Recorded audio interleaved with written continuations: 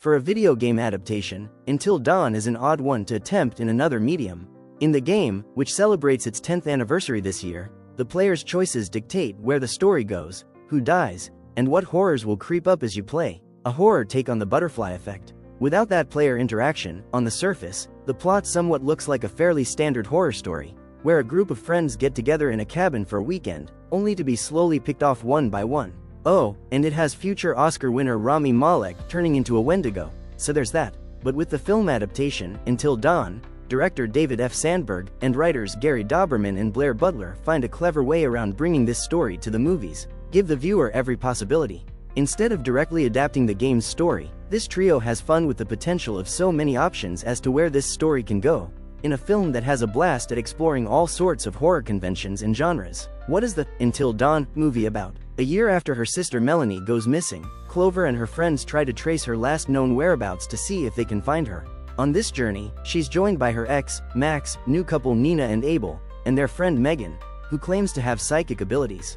Their search has come up short on any details, until they get to an abandoned welcome center in Glore Valley, which has a wall papered with missing posters, a guest book that features signatures from people who have written their names over and over again, and an hourglass that turns over by itself, running out at dawn. These 5 friends soon come to realize that they can't leave this welcome center.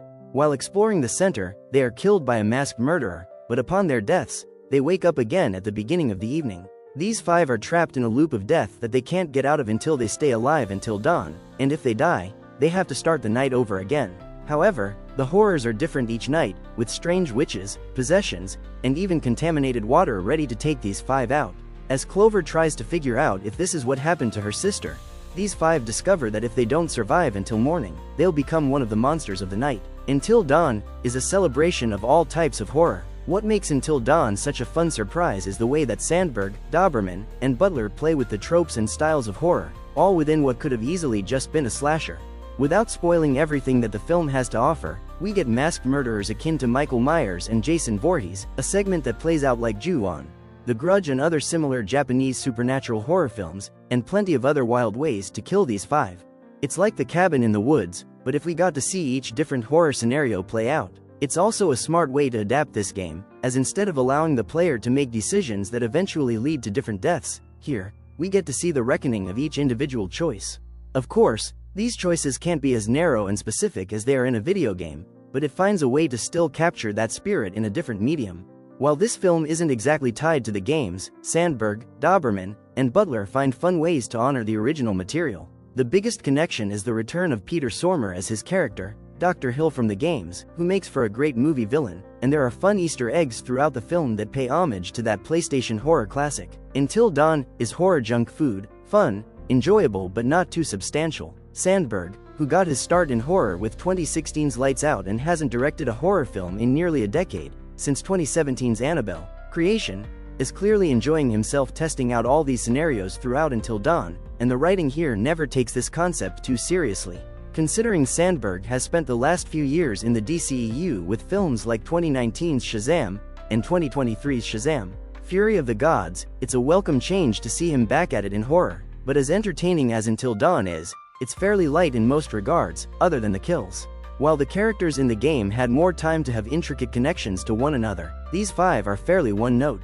Ella Rubin as Clover makes for a strong horror lead, but the rest of the cast just don't have enough to do, beyond getting killed in a myriad of ways. For example, Michael Cimino's Max is a decent character, still pining after Clover and trying to protect her as best he can from the monsters trying to kill them, and yet, that potential romance doesn't go anywhere. Neither does the relationship between Odessa Ozion's Nina and Belmont Camille's Abel, while Ji Young-Yu's Megan often ends up a fifth wheel. As previously mentioned, Until Dawn really isn't that interested in the story either.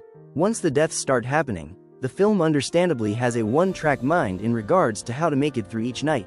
The film occasionally tries to dive into what the hell is actually going on in Glore Valley, and it's all a bunch of exposition drops that don't really explain much of anything. It's clear that the what and why of Until Dawn isn't the priority here.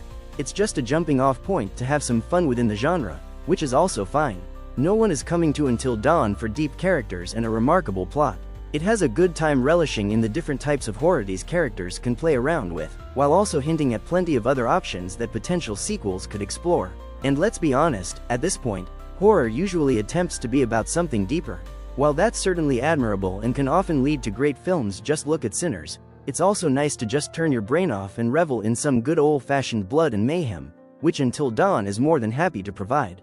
Until Dawn comes to theaters on April 25th. I give Until Dawn a 6 out of 10.